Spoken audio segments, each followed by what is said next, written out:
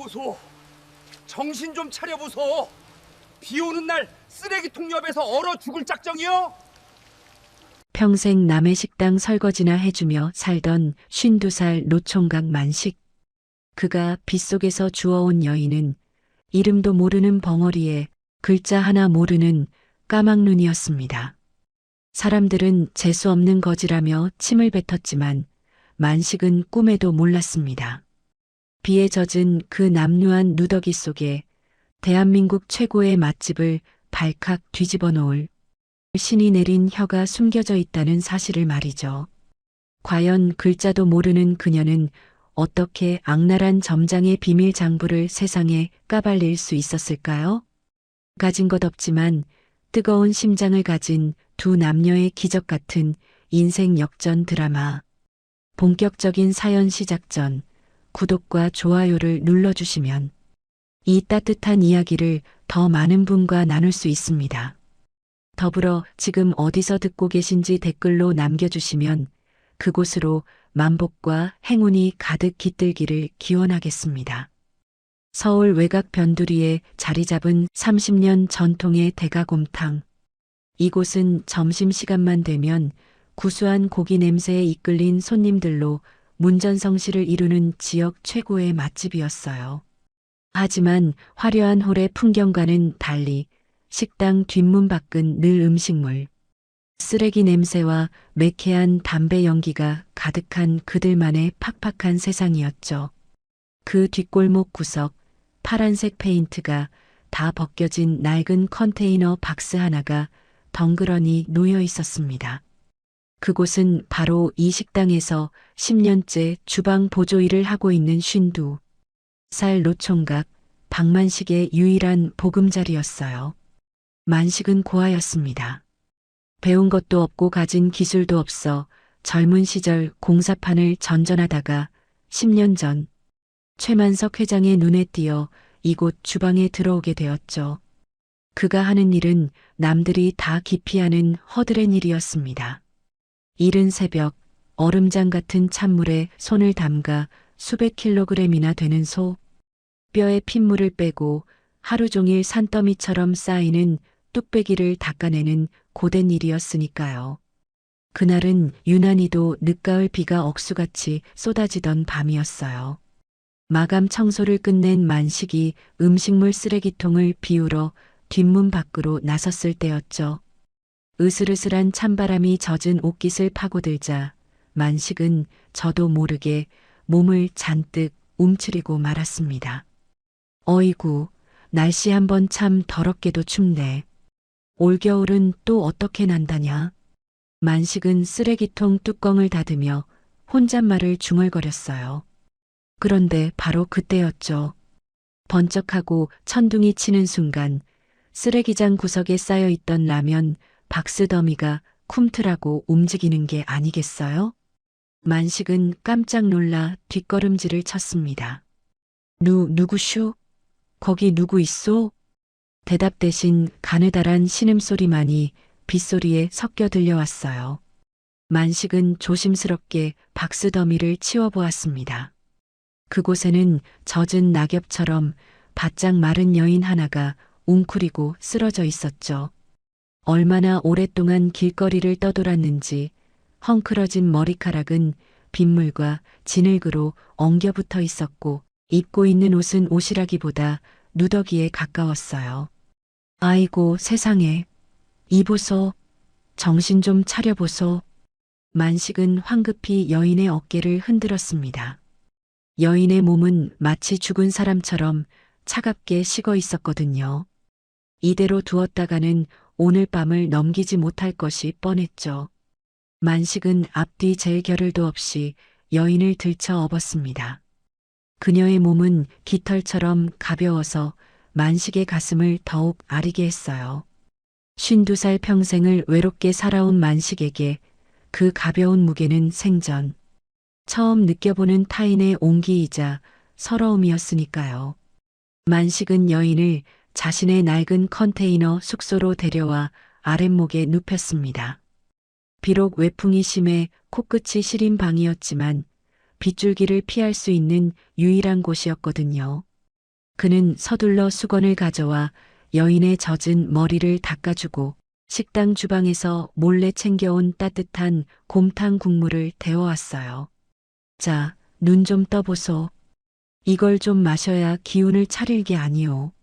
만식이 숟가락으로 따뜻한 국물을 떠서 여인의 입가에 가져다 대었습니다. 그제야 여인이 힘겹게 눈을 떴어요. 때 묻은 얼굴 사이로 드러난 눈동자는 놀라울 정도로 맑고 깊었지만 그 안에는 깊은 공포와 경계심이 서려 있었죠. 여인은 만식이 내민 숟가락을 보자마자 허겁지겁 국물을 받아 먹으려 했어요. 그런데 숟가락이 입술에 닿으려는 찰나 여인의 콧구멍이 벌름거리는가 싶더니 갑자기 고개를 획 돌려버리는 게 아니겠어요? 아니, 왜 그러오? 배가 고파서 쓰러진 거 아니오? 만식이 의아해하며 다시 국물을 권했지만 여인은 입을 꾹 다문 채 도리질만 칠 뿐이었죠. 그녀의 눈빛은 마치 썩은 음식이라도 본 것처럼 묘한 혐오감마저 담겨 있었거든요. 만식은 그저 여인이 너무 지쳐서 입맛이 없는가 보다 생각했습니다. 그는 한숨을 내쉬며 구석에서 식은 밥 한 덩이를 가져와 물에 말았죠. 그럼 이거라도 드시오. 고기 냄새가 역해서 그러는 모양인데 이건 그냥 맹물이니 괜찮을 거요. 여인은 그제야 안심한 듯 물에 만밥을 허겁지겁 삼켰어요. 그 모습을 지켜보던 만식의 눈시울이 붉어졌습니다. 자신도 부모 얼굴 한번 못 보고 남의 집 헛간을 전전하며 컸기에 배고픔의 서러움을 누구보다 잘 알고 있었기 때문이죠. 그날 밤 만식은 좁은 방 한 구석에 쭈그리고 앉아 잠이 든 여인의 얼굴을 물끄러미 바라보았어요. 씻겨놓고 보니 제법 고운 얼굴이었습니다. 나이는 40 중반쯤 되어 보였지만 고생을 얼마나 했는지 손마디는 나무 껍질처럼 거칠었고 눈가에는 깊은 주름이 패여 있었죠. 만식은 자신의 낡은 점퍼를 벗어 여인의 어깨 위로 덮어주었습니다. 대체 무슨 사연이 있어 이 험한 세상에 말 한마디 못하고 버려졌을꼬? 그녀는 벙어리였어요. 만식이 몇 번이나 말을 걸어보았지만 그녀는 그저 으으하는 쉰 소리만 낼 뿐 제대로 된 대답을 하지 못했으니까요. 하지만 만식은 그녀를 내칠 수가 없었습니다. 이 차가운 세상에 버려진 것이 마치 자신과 꼭 닮아 보였기 때문이었죠. 하지만 만식은 알지 못했어요. 자신이 주워온 이 여인이 단순한 노숙자가 아니라 훗날 때가 곰탕의 운명을 뒤흔들 엄청난 비밀을 품고 있다는 사실을 말이죠. 그리고 이 만남이 지긋지긋한 가난과 무시로 점철된 자신의 인생을 송두리째 바꿔놓을 기적의 시작임을 그때는 짐작조차 하지 못했으니까요. 다음 날 아침 식당 문을 열 준비를 하러 주방으로 향하던 점장. 최창수의 눈에 낯선 여자의 신발이 놓인 컨테이너가 들어왔습니다. 최 점장의 미간이 사납게 구겨졌어요. 평소에도 만식을 눈엣 가시처럼 여기던 그에게 이것은 아주 좋은 먹잇감이었거든요. 어이 박씨, 거기서 당장 튀어나와 봐. 고요한 새벽 공기를 찢는 최 점장의 날카로운 고함. 소리에 곤히 잠들어 있던 여인이 화들짝 놀라 몸을 떨었습니다. 만식의 가슴이 덜컥 내려앉았죠. 과연 만식은 이 불쌍한 여인을 악랄한 점장의 소나기에서 지켜낼 수 있을까요? 박만식, 너 지금 제정신이야? 여기가 무슨 무료급식소인 줄 알아? 컨테이너 문이 쾅 하고 열리며 최창수 점장의 고함 소리가 새벽 공기를 갈랐습니다. 맨발로 뛰쳐나온 만식은 점장의 바짓가랑이를 붙잡고 사정했어요. 막 잠에서 깬 여인은 구석에 몸을 웅크린 채 사시나무 떨듯 떨고 있었죠. 점장님, 제발 부탁드립니다. 갈 곳이 없는 사람이에요. 비만 그치면 날이 좀 풀리면 나간다고 하니 며칠만 좀 봐주십시오.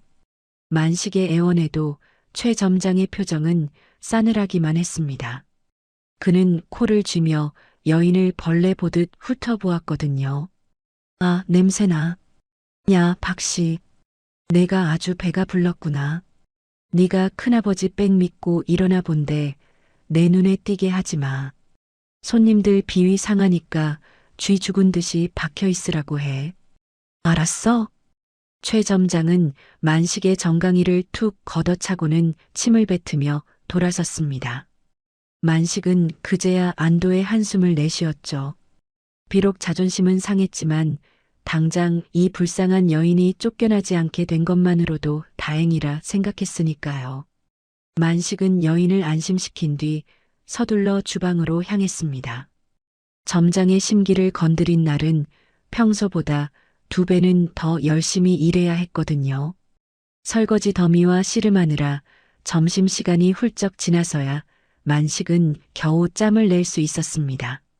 그는 주방 참모인 강옥분 여사에게 사정하여 밥 한 공기와 남은 반찬을 얻어 컨테이너로 달려갔어요. 그런데 문을 연 만식은 그만 입을 다물지 못하고 말았습니다. 분명 곰팡이 냄새와 퀴퀴한 호라비 냄새로 가득했던 컨테이너가 몰라보게 달라져 있었기 때문이죠. 바닥에 굴러다니던 술병과 빨랫감은 온데간데 없고 좁은 방 안이 반들반들하게 닦여 있었으니까요. 여인은 어디서 구했는지 낡은 걸레를 손에 든 채 구석구석 먼지를 훔쳐내고 있었습니다. 아니, 몸도 성취하는 사람이 이걸 다 치운 거요? 만식이 놀라서 묻자 여인은 배시시 웃으며 고개를 끄덕였어요. 그 웃음이 어찌나 해맑은지 만식의 얼굴이 다 화끈거릴 정도였습니다. 만식은 시장에서 사온 3,000원짜리 몸빼 바지와 두툼한 스웨터를 여인에게 건넸습니다. 여인이 씻고 새 옷으로 갈아입자 만식은 다시 한번 놀라고 말았죠. 그때 국물을 벗겨낸 여인의 얼굴은 희고 고왔으며 그 단정한 태도에서는 기품마저 느껴졌거든요. 만식은 그녀에게 순옥이라는 이름을 지어주었습니다. 순하고 옥처럼 맑다는 뜻이었죠. 순옥은 밥값을 하려는지 가만히 있지 않았습니다. 그녀는 만식이 일하는 식당 뒷마당으로 나와 산더미처럼 쌓인 양파와 마늘 까는 일을 돕기 시작했어요. 처음에는 만식이 말렸지만 순옥의 고집을 꺾을 수는 없었습니다. 그런데 칼을 쥔 순옥의 솜씨가 예사롭지 않았습니다. 그녀의 손끝에서 양파 껍질이 사과 껍질처럼 얇고 길게 벗겨져 나갔고 마늘을 다듬는 속도는 기계보다 빨랐으니까요. 그 모습을 지켜보던 강옥분 여사가 혀를 내둘렀습니다. 엄마야, 박씨 아저씨. 저 아줌마 칼질하는 것 좀 봐. 한두 번 해본 솜씨가 아닌데 웬만한 주방장 저리 가라야. 순옥의 재능은 단순히 손이 빠른 것에서 그치지 않았습니다. 그녀는 재료를 다듬다가도 종종 미간을 찌푸리며 무언가를 골라내곤 했어요. 겉보기엔 멀쩡해 보이는 양파나 무였지만 순옥이 골라낸 것들을 잘라보면 영락없이 속이 썩어 있거나 무른 것들이었죠. 냄새만으로 재료의 신선도를 기가 막히게 알아맞히는 능력이었던 겁니다. 어느 날 오후 주방이 한바탕 뒤집히는 일이 있었습니다. 새로 들어온 육수용 사골뼈를 핏물을 빼려고 담가두었는데 순옥이 자꾸만 뼈 바구니 앞을 막아서며 끙끙대는 소리를 냈거든요. 비켜. 이 벙어리 여편네가 미쳤나? 바빠 죽겠는데 왜 이래? 최 점장이 발길질을 하려 했지만 순옥은 필사적으로 고개를 저으며 뼈 하나를 집어들고 코를 막는 신용을 했습니다. 그 모습이 하도 완강하여 강옥분 여사가 다가와 냄새를 맡아보았죠. 어머, 점장님. 이거 냄새가 좀 이상한데요? 시큼한 게 상한 것 같습니다. 알고 보니 납품업체의 실수로 냉동이 풀려 상해버린 뼈가 섞여 있었던 겁니다. 만약 그걸 그대로 가마솥에 넣었다면 그날 장사는커녕 수백 인분의 곰탕을 모두 버려야 할 뻔했던 큰 사고였죠. 최 점장은 헛기침을 하며 머쓱하게 돌아섰지만 만식과 강 여사는 순옥을 다시 보게 되었습니다. 박씨, 복덩이를 주워왔네. 저 코가 아주 개코야, 개코. 강 여사의 칭찬에 만식은 어깨가 으쓱해졌습니다. 그날 저녁 만식은 퇴근길에 붕어빵 한 봉지를 사들고 컨테이너로 향했습니다. 차가운 바람이 부는 겨울밤이었지만 문을 열면 누군가 자신을 기다리고 있다는 사실만으로도 가슴 한구석이 훈훈해졌으니까요. 문을 열자 따뜻한 온기와 함께 순옥이 방긋 웃으며 그를 맞이해 주었습니다. 만식은 난생 처음으로 집이라는 단어의 의미를 깨달았죠. 비록 남의 주차장 구석에 놓인 쇳덩어리 박스였지만 서로의 언손을 녹여줄 수 있는 그곳이 바로 천국이었던 겁니다. 하지만 두 사람의 소박한 행복은 그리 오래가지 못했습니다. 순옥의 비범한 능력을 눈여겨본 것은 만식뿐만이 아니었거든요. 최창수 점장의 탐욕스러운 눈빛이 서서히 순옥을 향해 번들거리기 시작했기 때문입니다. 저 벙어리년 잘만 이용하면 돈이 되겠는데? 최 점장은 사무실 창문 너머로 뒷마당에서 일하는 순옥을 내려다보며 비열한 웃음을 흘리고 있었습니다. 과연 그는 순옥을 이용해 또 어떤 꿍꿍이를 꾸미고 있는 걸까요? 며칠 뒤 늦은 오후의 식당은 점심 장사가 끝나고 잠시 숨을 고르는 시간이었어요. 최창수 점장이 뒷마당에서 팔을 다듬고 있던 만식과 순옥을 자신의 사무실로 호출했습니다. 평소라면 냄새난다며 근처에도 못 오게 했을 그가 두 사람을 그것도 자신의 은밀한 사무실로 불렀다는 것은 무언가 꿍꿍이가 있다는 뜻이었죠. 사무실 안에는 달큰하면서도 느끼한 냄새가 진동하고 있었습니다. 책상 위에는 정체불명의 하얀 가루가 담긴 통과 붉은 핏물이 뚝뚝 떨어지는 고기 덩어리가 놓여 있었거든요. 최 점장은 거만하게 다리를 꼬고 앉아 순옥을 턱짓으로 가리켰습니다. 야, 박씨, 내 마누라. 아니, 저 벙어리 아줌마 미각이 아주 귀신이라며? 만식은 불안한 마음에 두 손을 비비며 대답했습니다. 예. 점장님, 입맛 하나는 정말 타고난 사람입니다. 헌데 무슨 일로? 아, 시끄럽고. 내가 이번에 육수 맛을 좀 개선해 보려고 신메뉴를 개발 중인데 말이야. 한번 맛 좀 보라고 해. 솔직하게 평가하면 내가 특별 보너스도 챙겨줄 테니까. 최 점장은 종이컵에 미리 타놓은 뿌연 국물을 순옥의 코앞에 들이밀었습니다. 그것은 겉보기엔 그럴듯한 사골 국물처럼 보였지만 순옥의 미간은 컵을 보자마자 사정없이 구겨졌어요. 그녀는 컵을 받아들기도 전에 코를 틀어막고는 고개를 세차게 저었거든요. 마치 썩은 구정물을 본 사람처럼 헛구역질까지 해대는 통에 최 점장의 표정이 순식간에 일그러졌습니다. 이게 진짜, 마셔보지도 않고 왜 지랄이야? 이게 얼마나 비싼 재료인 줄 알아? 최 점장이 윽박질렀지만 순옥은 단호했습니다. 그녀는 책상 위에 놓인 하얀 가루통을 가리키며 손으로 X자를 그렸어요. 그리고는 자신의 목을 조르는 신용을 하며 그 국물을 마시면 죽는다는 듯한 몸짓을 보였죠. 사실 그 하얀 가루는 곰탕의 농도를 억지로 진하게 만드는 커피 프림과 다량의 화학 조미료였고 고기는 유통기한이 임박한 싸구려 수입산 잡배였으니까요. 최 회장이 알면 당장 불호령이 떨어질 가짜 곰탕을 최 점장은 원가 절감을 핑계로 돈을 빼돌리기 위해 만들고 있었던 겁니다.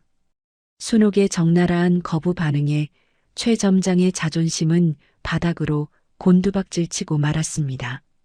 자신이 야심차게 준비한 사실은 횡령을 위한 계획이 글자도 모르는 벙어리 여자에게 단번에 간파당하고 무시당했으니 화가 머리끝까지 치밀어 올랐던 거죠. 이 빌어먹으려니. 주는 대로 처먹을 것이지. 감히 어디서 평가질이야. 쨍그랑. 분노를 참지 못한 최 점장이 들고 있던 종이컵을 순옥의 얼굴을 향해 집어 던졌습니다. 뜨거운 국물이 순옥의 뺨과 어깨를 적셨고 놀란 순옥은 비명조차 지르지 못한 채 바닥으로 주저앉고 말았어요. 점장님, 왜 이러십니까? 사람 잡겠습니다. 만식이 기겁하며 순옥을 감싸 안았지만 이미 이성을 잃은 최 점장의 귀에는 들리지 않았습니다. 그는 자리에서 벌떡 일어나 구둣발로 만식의 어깨를 걷어찼습니다. 억하는 소리와 함께 만식이 뒤로 넘어지자 최 점장은 바닥에 침을 뱉으며 독설을 퍼부었죠. 야, 박만식, 너 아주 살만하지? 내가 거지 새끼들 걷어주니까. 이제는 주인 머리 꼭대기에 앉으려고 드네. 니들 눈에는 내가 우습게 보이지? 아닙니다.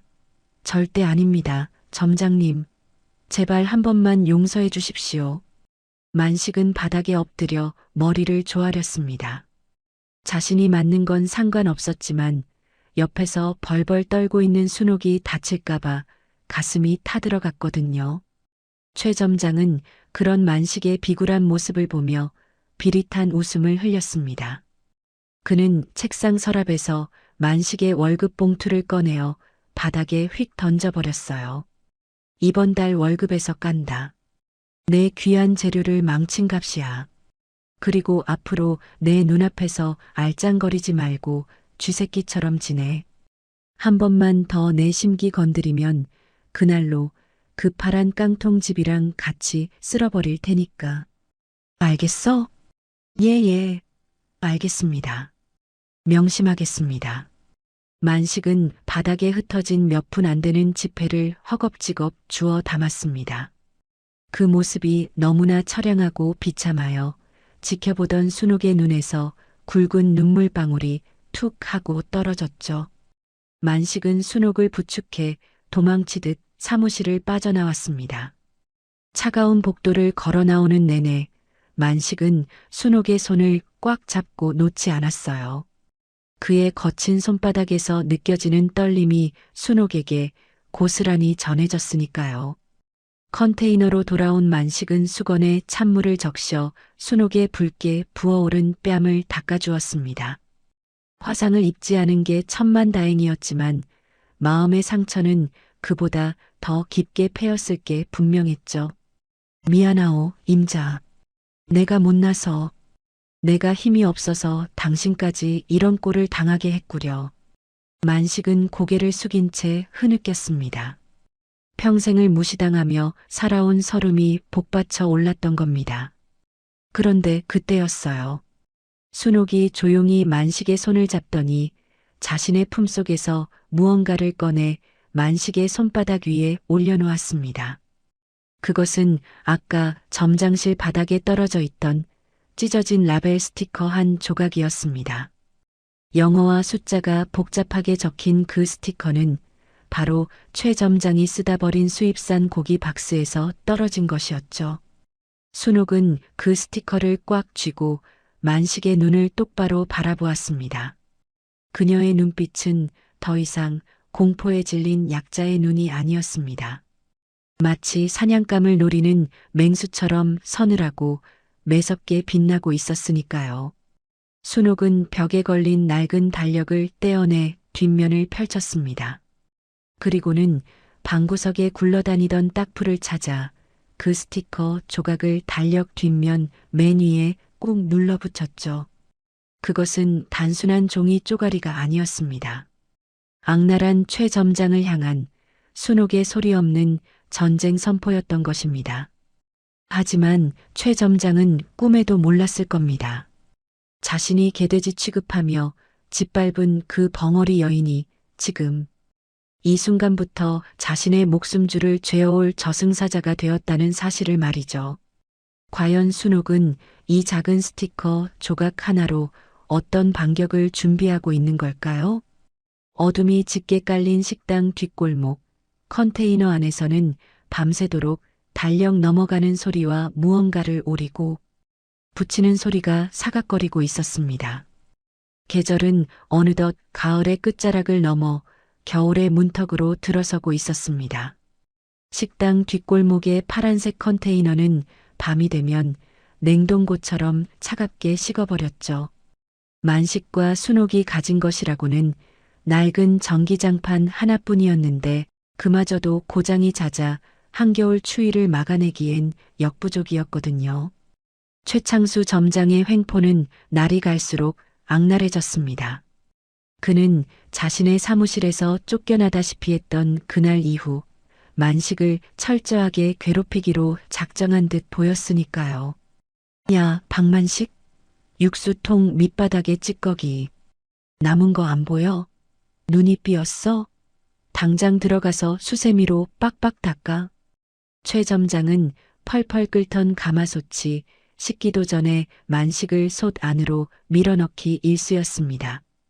성인 남자가 들어가도 남을 만큼 거대한 가마솥 안은 그야말로 찜통지옥이나 다름없었죠. 만식은 뜨거운 증기에 숨이 턱턱 막히고 무릎이 까져 피가 배어 나오는 고통 속에서도 군말 없이 수세미질을 멈추지 않았습니다. 자신이 버티지 못하고 쫓겨나면 당장 오갈 데 없는 순옥이 길거리에 나앉아야 했기 때문입니다. 하지만 만식의 인내심을 비웃기라도 하듯 최 점장의 탐욕은 끝을 모르고 치달았어요. 그는 이제 대놓고 수입산 냉동 고기 박스를 주방으로 들였죠. 한우 뼈와 섞어서 끓이면 아무도 모를 거라며 직원들에게 입단속을 시키는 것도 잊지 않았습니다. 순옥은 그 역한 냄새를 맡을 때마다 구역질을 참느라 입을 틀어막아야 했어요. 특히 최 점장이 육수의 색깔을 내기 위해 사골 분말과 커피, 프림을 들이붓는 날이면 순옥의 미간은 펴질 줄을 몰랐거든요. 순옥은 그 모든 과정을 놓치지 않았습니다.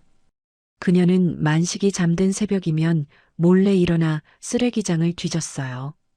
최 점장이 증거인멸을 위해 검은 비닐봉지에 꽁꽁 싸서 버린 사골 분말, 포장지와 수입산 라벨을 찾아내기 위해서였죠. 쓰레기 냄새가 진동하는 더미 속에서 증거물을 찾아낸 순옥은 덜덜 떨리는 손으로 그것을 챙겨 달력 뒷면에 붙였습니다. 그리고는 까만 사인펜을 들어 점장이 프림을 붓던 횟수만큼 동그라미를, 그리고 그 옆에 X표를 크게 그어 놓았죠. 그것은 가짜라는 뜻이자 절대 용서할 수 없다는 그녀만의 암호였으니까요. 그러던 어느 날 결국 사단이 나고야 말았습니다. 한 달을 꼬박 기다린 월급날이었거든요. 만식은 부르튼 손을 비비며 조심스럽게 사무실 문을 두드렸습니다.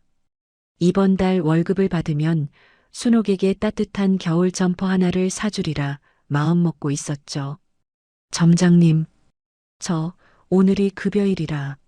최 점장은 의자에 거만하게 기대앉아 이쑤시개로 이를 쑤시며 만식을 쳐다보았습니다. 그리고는 책상 위에 얇은 봉투 하나를 툭 던졌어요. 만식이 떨리는 손으로 봉투를 열어본 순간 그의 얼굴이 하얗게 질리고 말았습니다. 봉투 안에 든 돈은 평소의 절반, 아니 3분의 1도 채 되지 않는 금액이었거든요. 기껏해야 30만 원 남짓한 푼돈이었던 겁니다. 저 점장님, 이게 무슨... 금액이 틀린 것 같습니다만. 틀리긴 뭐가 틀려. 계산 정확해. 지난번에 내 마누라가 내 귀한 육수 엎어버린가. 그리고 내가 일하다 깬 뚝배기가 식대, 숙소 전기세까지 다 공제한 거야. 억울해? 하지만 이건 너무합니다. 이걸로 어떻게 한 달을 삽니까? 전기장판도 고장나서 새로 사야 하고 집사람 약값도. 야, 이 새끼야. 싫으면 나가. 누가 너더러 여기 붙어 있으래. 너 말고도 일하겠다는 사람 줄 섰어. 최 점장이 재떨이를 집어 던질 듯 위협하자 만식은 더 이상 말을 잇지 못하고 뒷걸음질 쳐 나올 수밖에 없었습니다. 사무실 문 밖으로 쫓겨난 만식은 차마 컨테이너로 들어가지 못하고 쭈그리고 앉아 한참을 울었어요. 52살 먹은 사내의 눈에서 굵은 눈물방울이 뚝뚝 떨어져 시멘트 바닥을 적셨죠. 가슴 한구석이 꽉 막힌 듯 답답하고 명치 끝이 바늘로 찌르는 것처럼 아려왔습니다. 그것은 단순히 돈 때문이 아니었어요. 자신이 사랑하는 사람 하나 지키지 못하는 무력감, 그리고 짐승만도 못한 취급을 받으면서도 목구멍이 포도청이라 버텨야만 하는 현실이 너무나 비참했기 때문이었죠. 그날 밤 만식은 빈손으로 컨테이너 문을 열었습니다. 순옥은 춥지도 않은지 이불도 덮지 않은 채 만식을 기다리고 있었어요. 만식의 퉁퉁 부은 눈과 축 처진 어깨를 본 순옥은 대번 무슨 일이 있었음을 직감했나 봅니다. 그녀는 만식에게 다가와 그의 거친 손을 자신의 양손으로 감싸쥐었습니다. 그리고는 자신의 주머니에서 무언가를 주섬주섬 꺼내어 만식의 손바닥에 쥐어주었죠. 그것은 꼬깃꼬깃하게 접힌 1,000원짜리 지폐 3장과 500원짜리 동전 몇 개였어요. 순옥이 낮에 식당 주변을 돌며 폐지를 주워 모은 돈이었던 겁니다. 임자. 만식은 그 돈을 받아들고 그만 목 놓아 통곡하고 말았습니다. 순옥은 말없이 만식을 끌어안고 그의 등을 토닥였죠. 그녀의 품에서는 하루 종일 쓰레기장을 뒤지느라 배어든 쿰쿰한 냄새가 났지만 만식에게는 그 어떤 향수보다 향기롭게 느껴졌습니다. 그것은 서로의 상처를 보듬어주는 사랑의 냄새였으니까요. 하지만 하늘도 무심하시지 시련은 여기서 끝이 아니었습니다. 며칠 뒤 무리하게 가마솥을 나르던 만식이 빙판길에 미끄러져 허리를 크게 다치고 만 것이었죠. 악소리와 함께 쓰러진 만식은 일어날 수가 없었습니다. 허리가 끊어질 듯한 통증에 식은땀이 비 오듯 쏟아졌지만 최 점장은 병원에 보내주기는커녕 싸늘한 독서를 퍼부었을 뿐이에요. 가지가지 한다, 진짜. 야, 안 죽었으면 일어나. 엄살 부리지 말고. 오늘 들어온 고기 다 손질하기 전엔 집에 갈 생각 마. 만식은 이를 악물고 기어이 일어나야 했습니다. 허리에 복대를 칭칭 감고 진통제도 없이 12시간을 서서 일해야 했죠. 순옥은 창문 틈으로 그 모습을 지켜보며 피눈물을 흘렸습니다. 그녀는 자신의 가슴을 쥐어뜯으며 결심했어요. 더 이상 참지 않겠노라고. 내 남편을, 내 유일한 가족을 저렇게 죽어가게 내버려 두지 않겠노라고 말이죠. 순옥은 그날 밤 평소보다 더 깊숙이 쓰레기장 안으로 기어들어갔습니다. 점장이 찢어버린 이중 장부의 조각을 찾기 위해서였죠. 날카로운 유리 조각에 손등이 찢어져 피가 흘렀지만 그녀는 아랑곳하지 않았습니다. 그녀의 눈빛은 어둠 속에서 푸르게 빛나고 있었어요. 그것은 단순한 분노가 아니었습니다. 반드시 이 지옥 같은 현실을 뒤집고야 말겠다는 어미 사자 같은 서늘한 살기였던 겁니다. 한편 최 점장은 사무실에서 누군가와 은밀한 통화를 하고 있었어요. 그의 입가에는 비열한 미소가 걸려 있었죠. 예, PD님, 걱정 마십시오. 저희 대가 곰탕은 100% 한우만 씁니다. 방송 날짜요? 아, 다음 주 금요일? 좋습니다. 그때 오시면 제가 아주 기가 막힌 그림을 보여드리죠. 최 점장은 이번 방송 출연을 계기로 가게 매출을 뻥튀기하고 권리금을 챙겨 가게를 팔아버릴 계획을 세우고 있었던 겁니다. 그리고 그 계획의 마지막 희생양으로 만식과 순옥을 지목하고 있었죠. 과연 순옥은 이 절체절명의 위기 속에서 만식을 구해내고 최 점장의 야욕을 꺾을 수 있을까요? 비바람이 몰아치던 밤, 쓰레기 더미에서 만식이 순옥을 구해낸 지도 어느덧 한 달이라는 시간이 흘렀습니다. 그동안 악랄한 최창수 점장은 수입산 잡고기와 커피 프림을 섞어 가짜 곰탕을 만들어 왔고, 이를 눈치챈 순옥은 남몰래 달력 뒷면에 그 범죄의 흔적을 기록해오고 있었죠. 하지만 만식의 허리가 다치고 월급마저 깎인 지금 두 사람의 삶은 벼랑 끝으로 내몰린 상태였습니다. 그러던 어느 날 오후였어요. 식당 앞에 검은색 세단 한 대가 미끄러지듯 들어와 멈춰 섰습니다. 차 문이 열리고 내린 사람은 다름 아닌 데가 곰탕의 창업주 최만석 회장이었죠. 평소 요양차 지방에 내려가 있던 그가 방송 출연 소식을 듣고 불시 점검을 나온 것이었습니다. 주방에서 담배를 피우며 낄낄대던 최 점장의 얼굴이 흑빛으로 변하고 말았어요. 지금 주방에는 방금 뜯은 수입산 냉동 고기 박스와 프림통이 널려 있었고, 육수에서는 미처 잡지 못한 비릿한 냄새가 진동하고 있었으니까요. 큰일 났다. 빨리 치워. 박스 다 창고로 던져버려. 환풍기 틀어.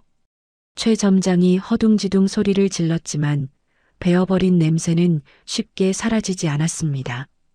이대로 회장이 들어온다면 냄새만 맡고도 단박에 불호령이 떨어질 게 뻔한 상황이었죠. 최 점장이 에라 모르겠다 하며 방향제를 뿌리려던 찰나였습니다.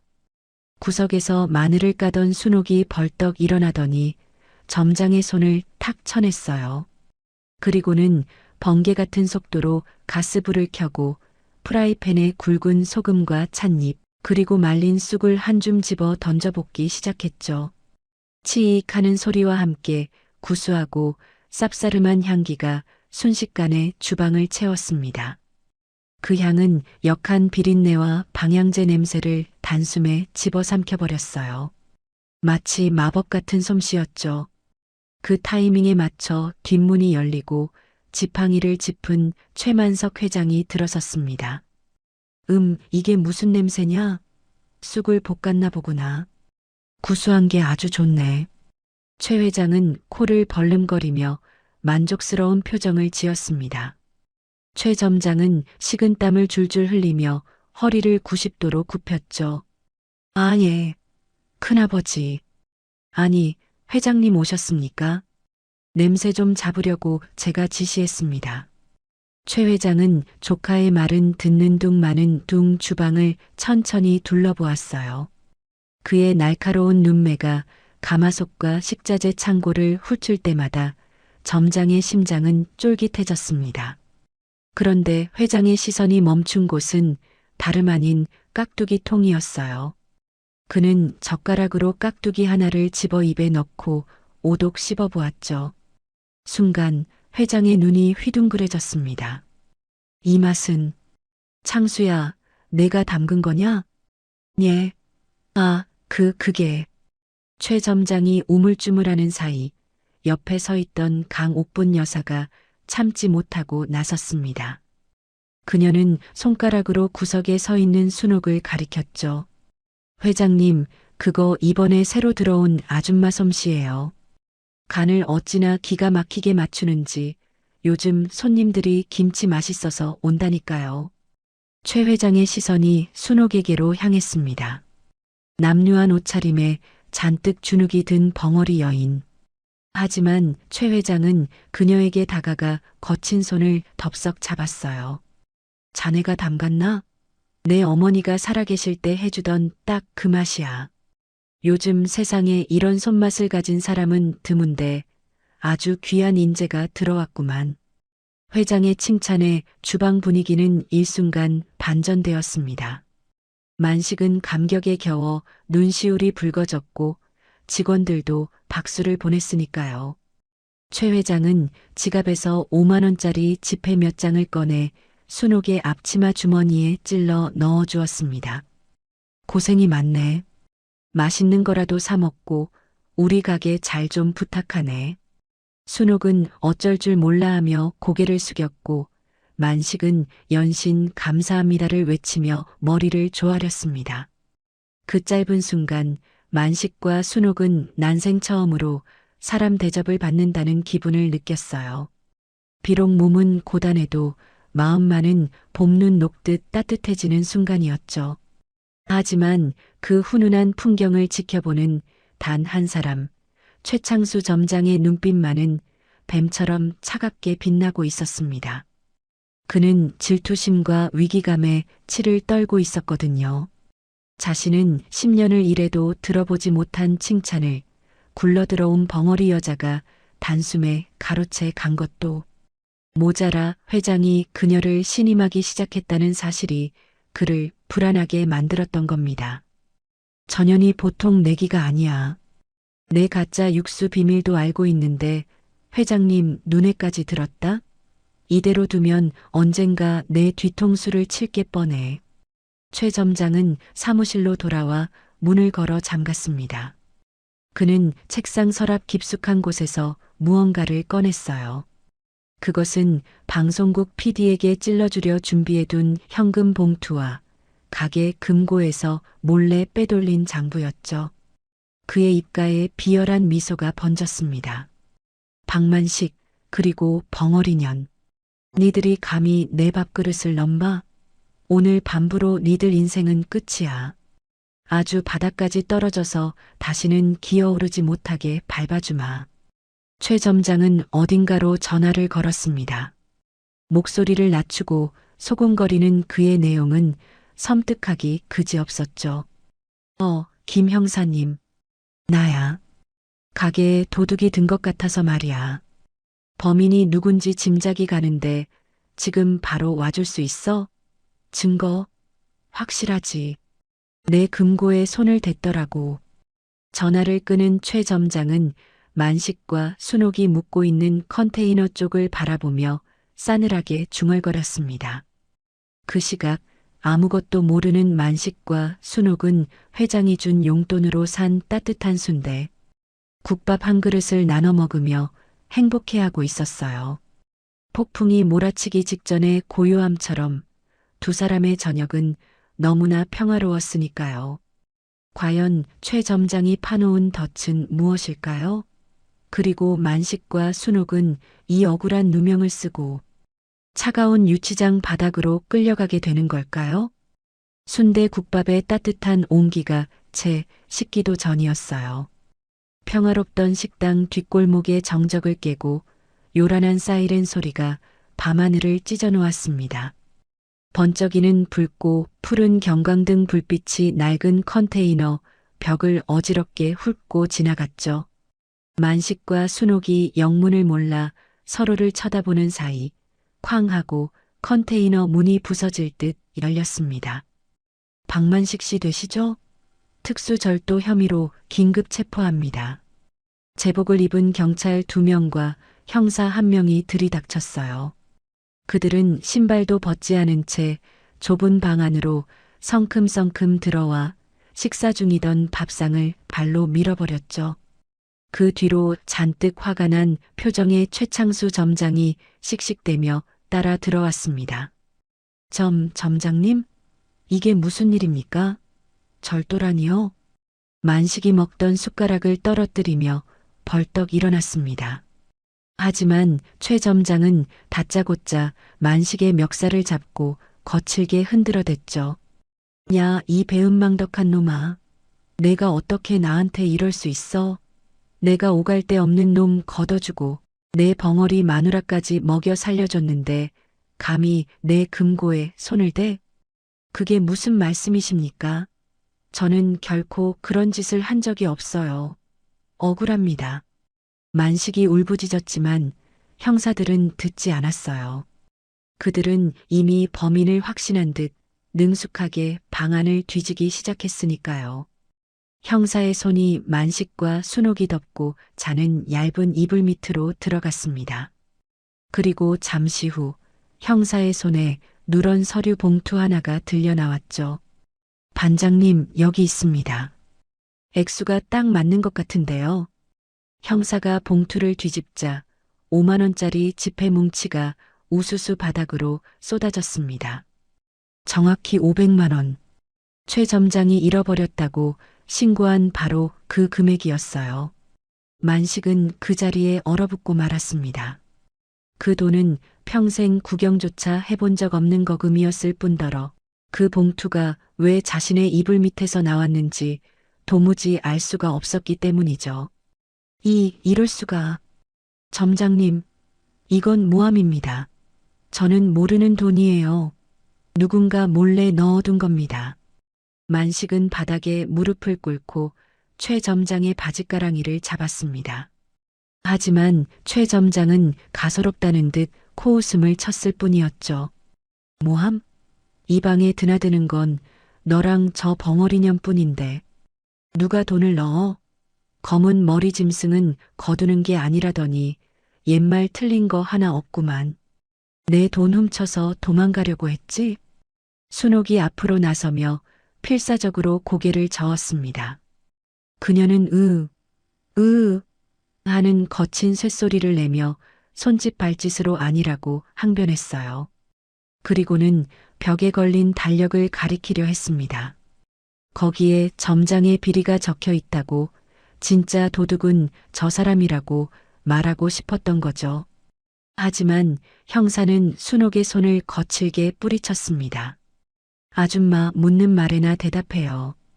그리고 공범으로 같이 가셔야겠습니다. 철컥. 차가운 금속음과 함께 만식의 손목에 수갑이 채워졌습니다. 그 차가운 감촉이 살갗에 닿는 순간 만식의 심장이 덜컥 내려앉는 것 같았습니다. 평생을 가난하게 살았어도 남의 물건에 손대지 않고 정직하게 살아왔다는 자부심 하나로 버텨온 인생이었는데 도둑이라는 오명을 쓰고 수갑을 차게 되다니요. 억울함이 목구멍을 타고 넘어와 심장을 난도질하는 것 같았으니까요. 갑자기 만식이 가슴을 움켜쥐며 앞으로 고꾸라졌습니다. 숨을 쉴 수가 없었거든요. 마치 거대한 바위가 명치를 짓누르는 듯한 끔찍한 통증이 몰려왔던 겁니다. 눈앞이 하얗게 변하고 식은땀이 비 오듯 쏟아졌습니다. 극심한 스트레스와 충격으로 인해 협심증 발작이 일어난 것이었죠. 순옥이 비명 같은 신음을 토하며 쓰러진 만식을 끌어안았습니다. 그녀는 만식의 가슴을 주먹으로 쿵쿵 치며 제발 눈을 뜨라고 울부짖었어요. 말을 할 수 없는 그녀가 할 수 있는 것이라고는 짐승처럼 울부짖으며 남편의 꺼져가는 숨을 붙드는 것뿐이었으니까요. 하지만 최 점장은 그 처절한 모습조차 연기라고 비웃었습니다. 저 인간 쇼하는 것 좀 봐라. 야, 박만식? 안 일어나? 어디서 헐리우드 액션이야? 형사님, 저거 다 꾀병입니다. 빨리 끌고 가세요. 경찰들은 쓰러진 만식을 짐짝처럼 일으켜 세워 밖으로 끌고 나갔습니다. 순옥은 만식의 다리를 붙잡고 질질 끌려가며 버둥거렸지만 건장한 경찰들을 당해낼 재간이 없었죠. 식당 밖에는 이미 소란을 듣고 나온 직원들과 동네 사람들이 모여 웅성거리고 있었습니다. 그들의 눈초리는 싸늘하기만 했어요. 저 사람 그렇게 안 봤는데 도둑놈이었어? 어쩐지 벙어리 여자 데려올 때부터 알아봤다니까. 사람들의 수군거림이 비수가 되어 만식의 가슴에 꽂혔습니다. 만식은 경찰차 뒷좌석에 처박히며 희미해지는 의식 속에서 최 점장을 보았습니다. 최 점장은 팔짱을 낀 채 입가에 비릿한 미소를 띠고 자신을 내려다보고 있었죠. 그 눈빛은 이렇게 말하고 있는 듯 했습니다. 그러게 누가 감히 덤비래? 쥐새끼는 그냥 쥐 구멍에 박혀 살았어야지. 경찰차가 요란한 사이렌 소리를 내며 출발했어요. 멀어지는 차창 밖으로 바닥에 주저앉아 땅을 치며 통곡하는 순옥의 모습이 희미하게 보였죠. 만식은 다쳐가는 의식 속에서 피눈물을 흘리며 맹세했습니다. 이대로 죽을 수는 없다고. 반드시 살아서 내 아내 순옥이를 지키고 저 악마 같은 놈의 가면을 벗겨버리겠노라고 말이죠. 유치장의 밤은 밖에서보다 훨씬 더 춥고 길었습니다. 차가운 시멘트 바닥에 던져진 만식은 통증이 가라앉지 않은 가슴을 부여잡고 웅크렸어요. 옆방에 갇힌 순옥은 벽 하나를 사이에 두고 밤새도록 으엉 하는 짐승 같은 울음소리를 토해냈죠. 그 소리를 듣는 만식의 마음은 천갈래 만갈래로 찢어지는 듯 했습니다. 세상은 돈 없고 힘없는 자들에게 너무나 가혹했으니까요. 하지만 두 사람은 몰랐습니다. 이 절망의 밑바닥이 역설적이게도 반격의 시작점이 될 줄은 말이죠. 모든 것을 잃었다고 생각한 그 순간 어둠 속에서 두 사람을 지켜보는 제3의 눈이 있었기 때문입니다. 과연 만식과 순옥은 이 억울한 누명을 벗을 수 있을까요? 그리고 경찰들이 압수해간 증거물 속에 섞여 들어간 순옥의 달력은 무사할 수 있을까요? 유치장의 새벽 공기는 뼛속까지 시릴 만큼 차가웠습니다. 응급실에서 응급처치만 받고 경찰서로 이송된 만식은 창살 없는 감옥인 유치장 구석에 힘없이 기대앉아 있었죠. 협심증 약을 먹어 통증은 가라앉았지만 마음의 병은 오히려 더 깊어져만 갔거든요. 벽 하나를 사이에 두고 옆방에 갇힌 순옥은 이제 울 힘도 없는지 가끔씩 가느다란 신음소리만 낼 뿐이었어요. 그 소리가 들려올 때마다 만식은 자신의 허벅지를 주먹으로 내리쳤습니다. 못난 놈, 병신 같은 놈. 사랑하는 여자가 저 차가운 바닥에서 떨고 있는데 아무것도 해줄 수 없는 자신이 너무나 원망스러웠으니까요. 담당 형사는 만식의 호소를 들어주지 않았습니다. 이미 최창수 점장이 손을 써놓았는지 모든 증거와 정황이 만식을 범인으로 몰아가고 있었거든요. 게다가 만식은 전과도 없고 보증인도 없는 고아 신세였기에 누구 하나 그를 위해 변호해 줄 사람이 없는 고립무원의 처지였던 겁니다. 영감님, 그냥 자백하시죠? 증거가 이렇게 명백한데 버티면 형량만 늘어납니다. 형사의 다그침에 만식은 고개를 저으며 피눈물을 흘렸어요. 바로 그때였죠. 경찰서 입구 쪽이 소란스러워지더니 익숙한 목소리가 들려오는 게 아니겠어요? 형사 양반, 잠깐 나 좀 봅시다. 내가 증인이요. 만식이 깜짝 놀라 고개를 들어보니 주방 참모인 강옥분 여사가 양손에 보따리를 든 채 씩씩거리며 서 있었습니다. 경찰들이 막아서자 강 여사는 앙칼지게 소리쳤죠. 비키시오. 내 이 사람들을 10년을 봐왔소. 밥 굽는 고양이는 봤어도 남의 돈에 손 뗄 사람들은 아니란 말이오.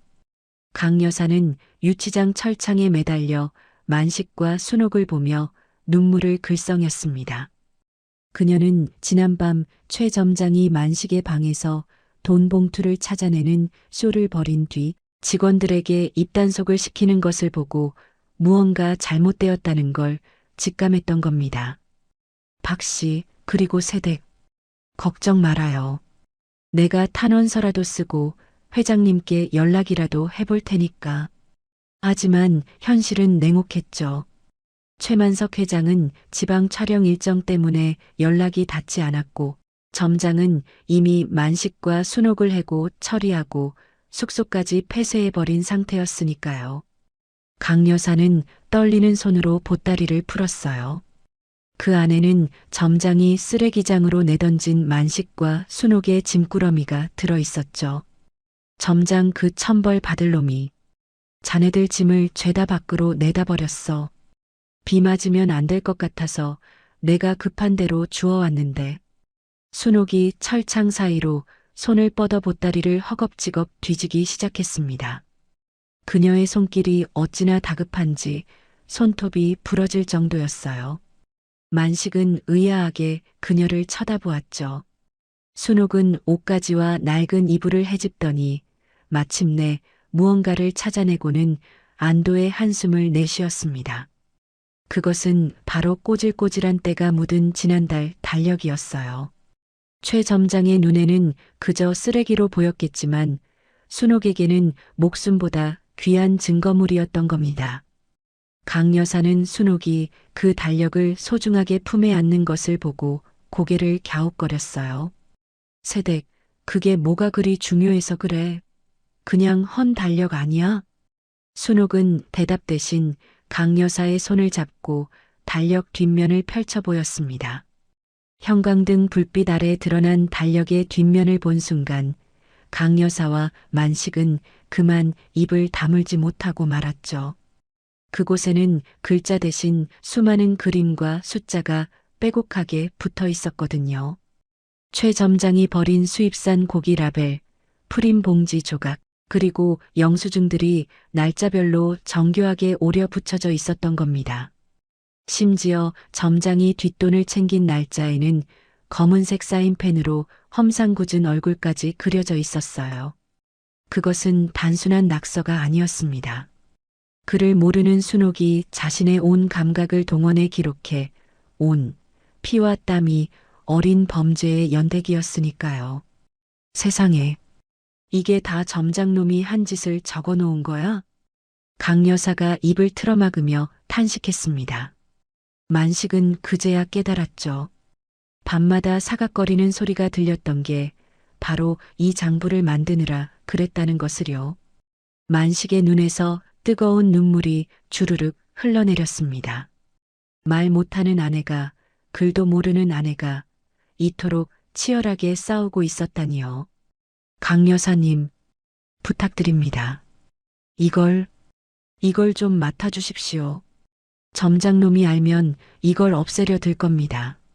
만식이 철창 사이로 달력을 내밀며 간곡히 부탁했습니다.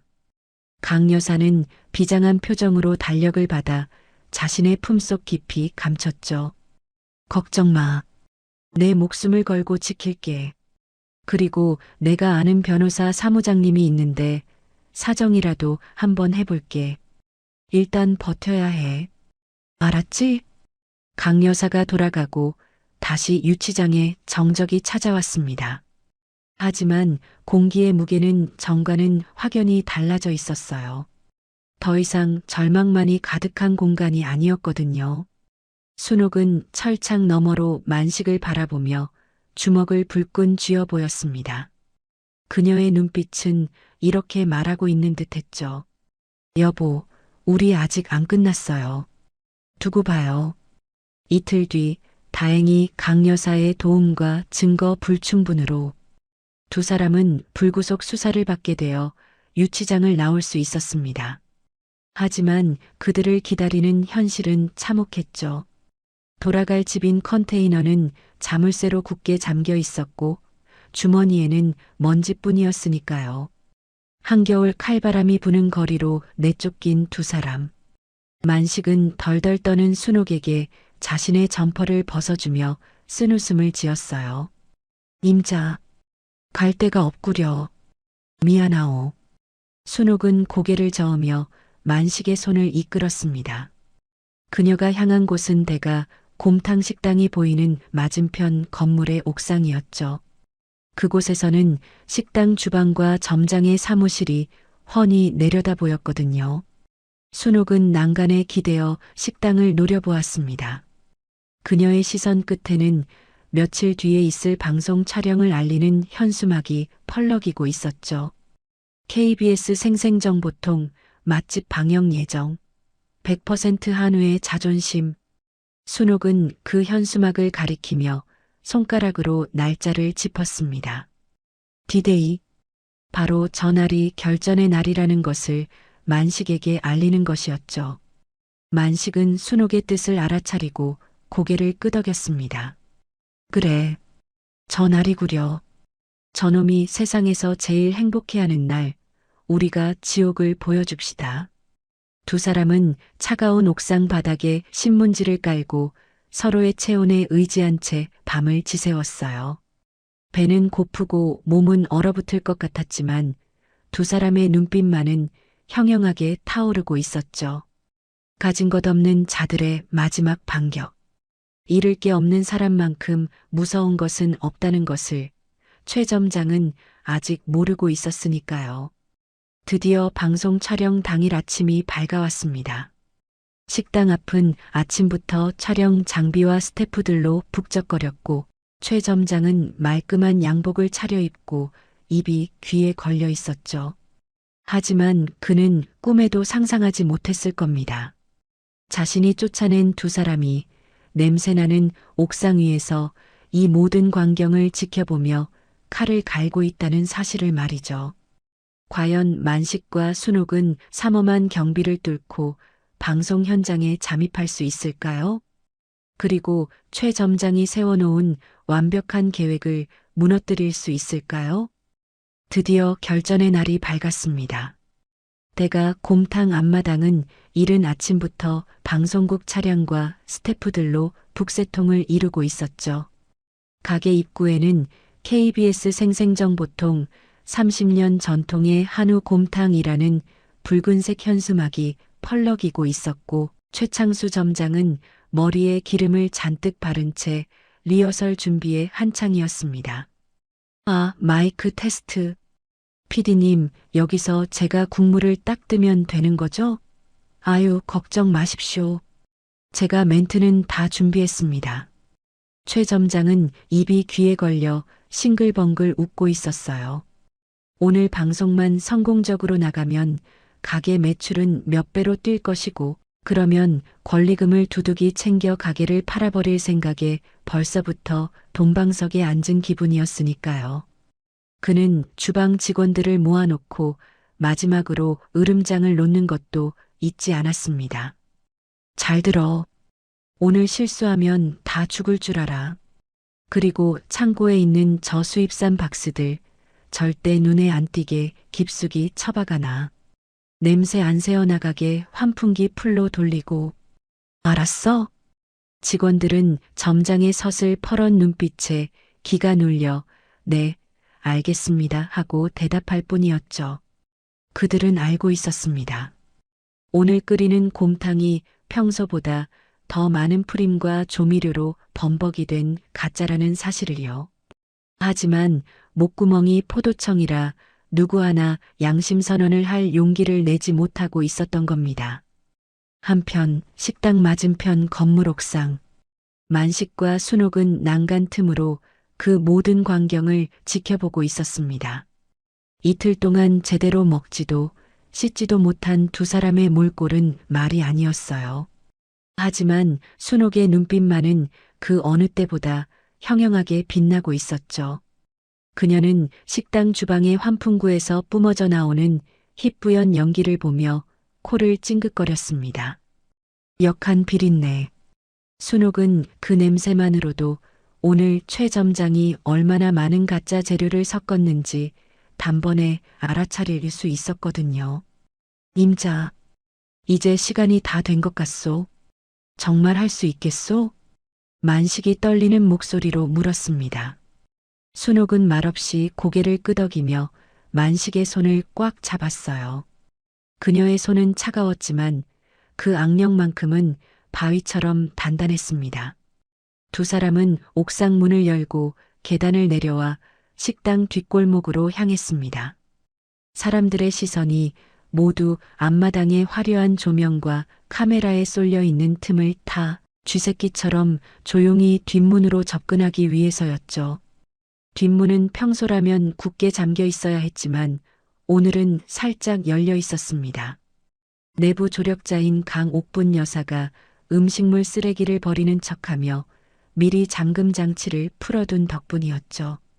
만식은 심장이 터질 것만 같았습니다. 만약 여기서 들킨다면 모든 것이 물거품이 되고 다시는 재기할 수 없을지도 모른다는 공포가 엄습했으니까요. 거기 누구야? 지 안 나르고 뭐해? 갑자기 들려온 스태프의 고함 소리에 만식과 순옥은 흠칫 놀라 가스통 뒤로 몸을 숨겼습니다. 다행히 스태프는 조명 장비를 나르느라 정신이 없어 두 사람을 보지 못하고 지나쳐갔어요. 만식은 가슴을 쓸어내리며 순옥을 바라보았죠. 순옥은 입술을 꾹 깨문 채 주방 쪽을 노려보고 있었습니다. 그녀의 시선 끝에는 펄펄 끓고 있는 거대한 가마솥이 있었거든요. 그 안에는 최 점장이 새벽부터 쏟아부은 거짓과 탐욕이 부글거리고 있었던 겁니다. 자, 큐. 방송 시작합니다. 5, 4, 3. 조연출의 카운트다운 소리와 함께 빨간색 온 에어불이 켜졌습니다.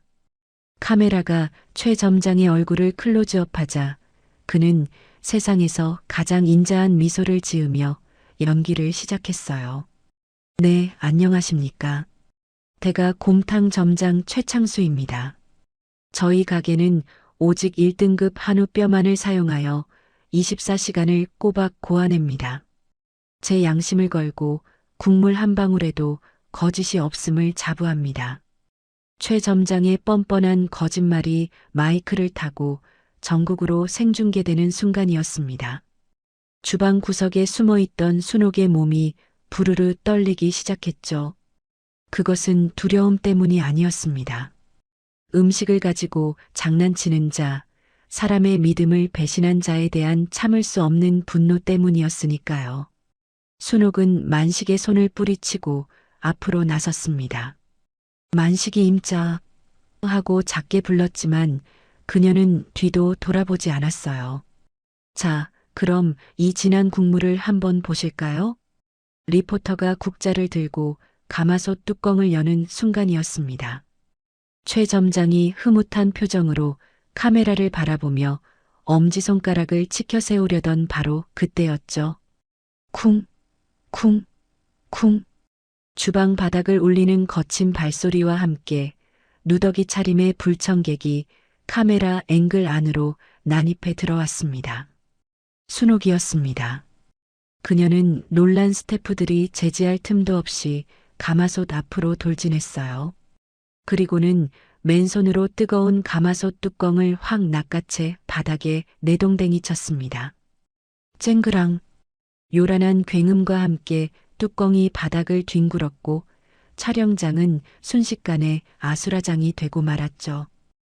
뭐야? 저 미친년 잡아.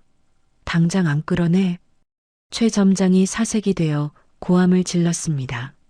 하지만 순옥은 멈추지 않았어요. 그녀는 이글거리는 눈빛으로 최 점장을 쏘아보더니 펄펄 끓는 육수 솥의 가스밸브를 향해 손을 뻗었습니다. 그녀의 손에는 언제 챙겨왔는지 모를 최 점장이 몰래 숨겨두었던 결정적인 무언가가 들려 있었거든요. 전국의 생방송으로 송출되고 있는 카메라 앞. 가장 화려한 잔칫날, 스스로 호랑이 굴로 걸어 들어온 순옥. 과연 그녀는 최 점장의 가면을 벗기고 이 지독한 악연의 고리를 끊어낼 수 있을까요? 카메라 렌즈가 흔들리며 순옥의 분노에 찬 얼굴을 비추는 순간 만식 또한 주머니 속에서 강 여사가 전해준 비밀 무기를 꽉 움켜쥐고 주방으로 뛰어들었습니다. 쨍그랑하는 굉음과 함께 무거운 가마솥 뚜껑이 바닥을 뒹굴자 생방송 촬영장은 순식간에 아수라장으로 변하고 말았습니다. 놀란 리포터가 비명을 지르며 뒤로 물러섰고 카메라 감독은 당황하여 초점을 맞추지 못한 채 허공을 찍고 있었죠. 최창수 점장은 사색이 되어 펄쩍 뛰었습니다. 아, 뭐해? 빨리 저 미친년 안 끌어내고. 방송 사고야. 카메라 끄라고. 최 점장의 고함 소리에 주방 직원들이 우르르 달려들어 순옥을 붙잡으려 했습니다. 하지만 순옥은 이미 이성을 잃은 사자처럼 사나웠어요. 그녀는 자신을 잡으려는 직원의 팔을 뿌리치고 조리대 밑 깊숙한 곳을 향해 몸을 날렸습니다. 그곳은 최 점장이 방송용으로 쓰기 위해 숨겨둔 특제 비법 재료가 있는 곳이었거든요. 순옥의 손에 들려 나온 것은 다름 아닌 업소용 대용량. 커피 프림 통과 정체불명의 하얀 가루가 담긴 봉지였습니다. 직원들이 안 돼 하고 소리쳤지만 이미 늦은 뒤였죠. 순옥은 망설임 없이 그 통의 뚜껑을 열고 카메라 렌즈 바로 앞에서 바닥으로 냅다 쏟아부어 버렸습니다. 푸악! 마치 눈이 내리는 것처럼 하얀 가루가 주방 허공에 흩날렸습니다. 동시에 달큰하고 느끼한 풀잎 냄새와 코를 찌르는 화학 조미료 냄새가 진동을 하기 시작했죠. 그것은 도저히 30년 전통의 한우 곰탕집에서 날 수 없는 냄새였습니다. 순옥은 거기서 멈추지 않았습니다. 그녀는 으으하는 거친 신음소리를 토해내며 냉동고 쪽으로 달려가 검은 비닐에 꽁꽁 쌓여 있던 수입산 냉동 잡뼈 박스를 끄집어냈어요. 그리고는 꽁꽁 언 고기 덩어리를 펄펄 끓는 육수솥 안으로 풍덩 던져버렸습니다. 치익!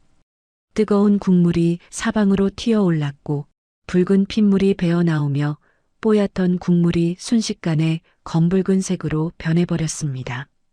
그 광경은 충격 그 자체였어요.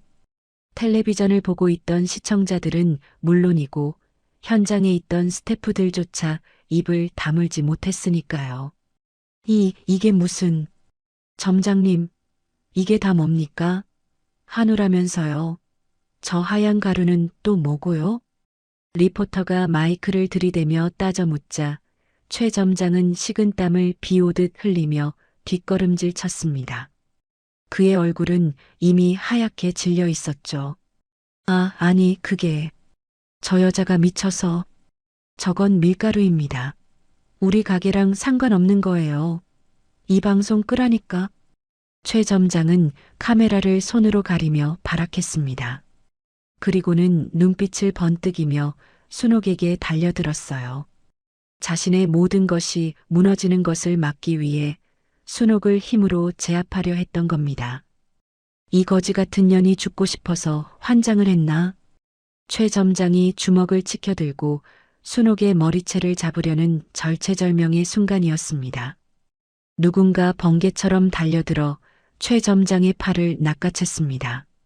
만식이었습니다. 그는 옥상에서 뛰어내려와 숨이 턱 끝까지 차올랐지만 아내를 지키겠다는 일념 하나로 초인적인 힘을 발휘했거든요. 내 여자한테 손대지 마.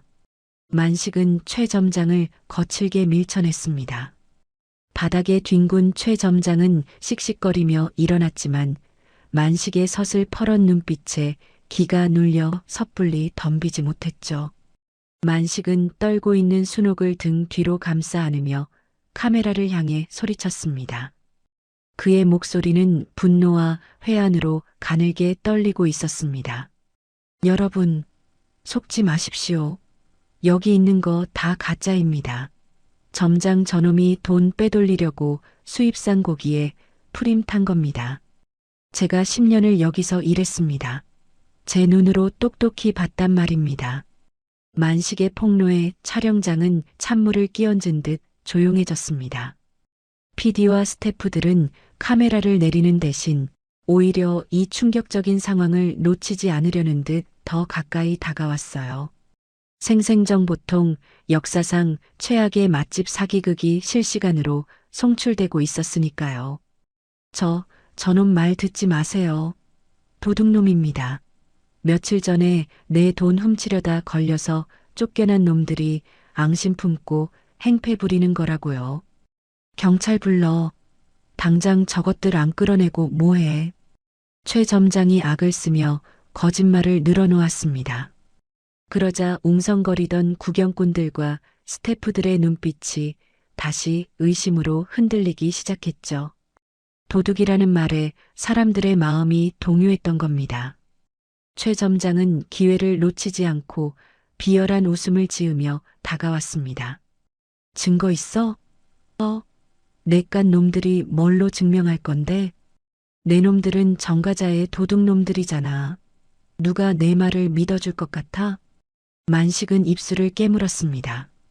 자신들의 초라한 행색과 정가가 발목을 잡고 있었기 때문이죠. 하지만 그때였습니다. 만식의 등 뒤에 숨어있던 순옥이 천천히 앞으로 걸어 나왔습니다. 그녀의 옷은 육수 국물과 프림가루로 엉망이 되어 있었지만 표정만큼은 더할 나위 없이 당당했거든요. 순옥은 최 점장을 똑바로 노려보며 자신의 품속 깊은 곳에서 무언가를 꺼내 들었습니다. 그것은 너덜너덜해진 달력 뭉치였습니다. 그녀가 밤새 뜬 눈으로 오리고 붙이며 만들어낸 침묵의 기록물이었죠. 순옥은 그 달력을 머리 위로 높이 치켜들었습니다. 카메라 조명을 받아 달력 뒷면이 환하게 빛났습니다. 글자 하나 없는 그 종이 위에 최 점장의 추악한 민낯이 고스란히 담겨 있었으니까요. 과연 저 그림들이 최 점장의 숨통을 끊어놓을 결정적인 증거가 될 수 있을까요? 그리고 이 소란을 듣고 달려오고 있을 진짜 주인, 최만석 회장은 언제쯤 모습을 드러낼까요? 카메라의 붉은 불빛이 순옥이 치켜든 달력을 정면으로 비추었습니다. 그것은 단순한 종이 뭉치가 아니었어요. 너덜너덜해진 달력 뒷면에는 최창수 점장의 범죄 행각이 날짜별로 적나라하게 박제되어 있었으니까요.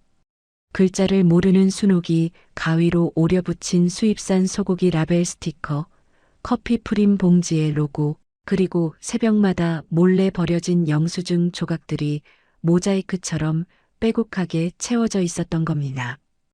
이게 뭐야? 치워. 카메라 안 치워. 최 점장은 당황하여 순옥의 손에서 달력을 뺏으려 들었습니다. 하지만 순옥은 뺏기지 않으려고 안간힘을 쓰며 버텼죠. 그때 만식이 카메라를 향해 울부짖듯 소리쳤습니다. 보십시오. 제 아내는 글을 모릅니다. 그래서 놈이 가짜 재료를 쓸 때마다 그 쓰레기를 주워다가 이렇게 그림으로 남긴 겁니다. 여기 붙은 이 빨간 스티커, 이게 바로 놈이 한우라고 속여 판 수입산 냉동 고기 라벨이란 말입니다. 만식의 설명에 PD와 리포터의 입이 떡 벌어지고 말았습니다. 이건 단순한 폭로가 아니라 한 여인의 피나는 집념이 만들어낸 결정적인 물증이었으니까요. 그때 식당 입구 쪽에서 웅성거리는 소리와 함께 홍해 갈라지듯 사람들이 양옆으로 물러섰습니다. 지팡이 짚는 소리가 쿵, 쿵 하고 바닥을 울리며 다가왔죠.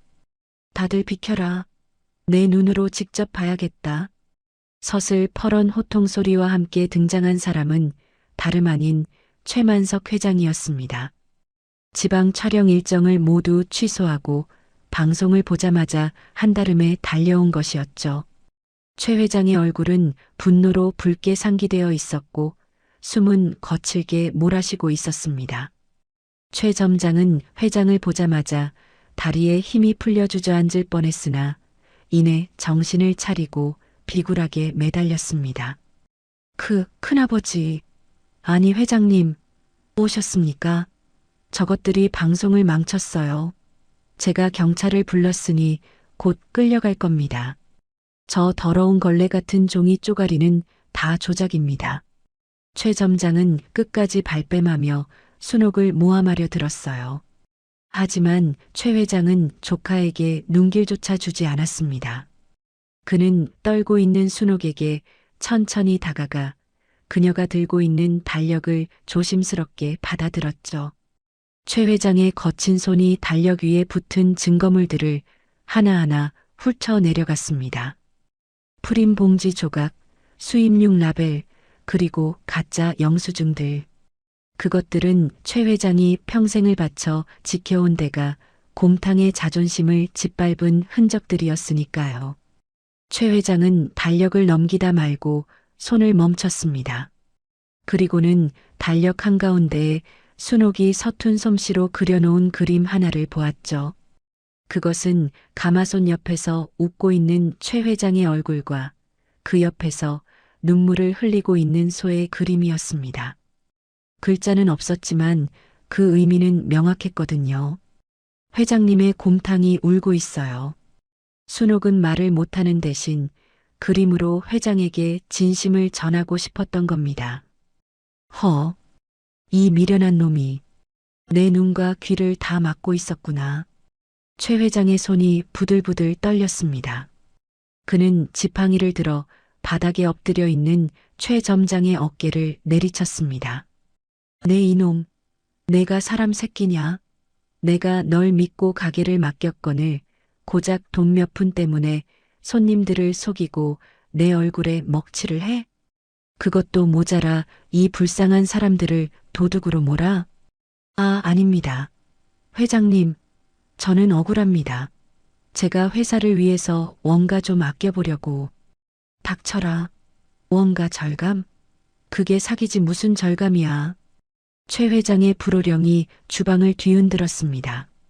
생방송 카메라는 이 모든 상황을 놓치지 않고 전국으로 송출하고 있었죠. 시청자들의 댓글창은 이미 최 점장에 대한 비난으로 폭발하고 있었고 대가 곰탕의 배신에 분노하고 있었습니다. 최 회장은 가마솥 앞으로 다가갔습니다.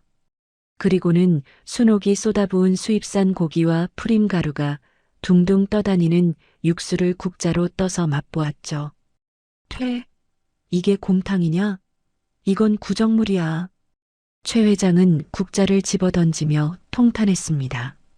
그는 만식과 순옥을 바라보았습니다. 누명을 쓰고 유치장까지 다녀온 두 사람의 몰골은 말이 아니었지만 그 눈빛만큼은 어느 때보다 맑고 정직했거든요.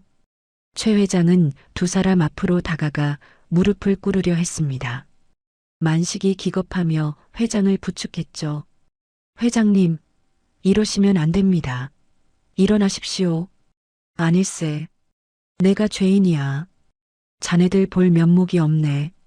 내가 눈이 어두워 도둑놈을 집안에 들이고 진짜 보석 같은 사람들을 알아보지 못했어. 미안하네.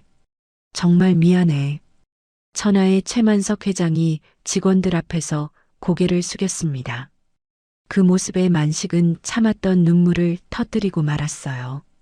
그동안 겪었던 서름과 억울함이 회장의 따뜻한 사과 한마디에 눈 녹듯 사라지는 기분이었으니까요. 순옥도 소리 없는 눈물을 흘리며 회장의 손을 잡았습니다.